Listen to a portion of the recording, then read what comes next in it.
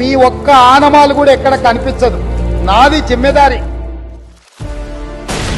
అలలు భూమిని కబలించడానికి అంగలు వేస్తున్నాయి.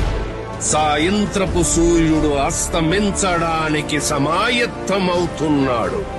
ఉరుముల పిడుగుల ఊరేగింపు ఉద్యమించడానికి సిద్ధంగా ఉంది. అతని రాక పట్ల విధి కూడా కంపించింది. ఇక్కడ జరిగే అన్యాయం ఎత్తి చూస్తే ప్రాంతీయతత్వం, న్యాయం అడిగితే ప్రాంతీయతత్వం, నీళ్లలో వాట అడిగితే ప్రాంతీయతత్వం.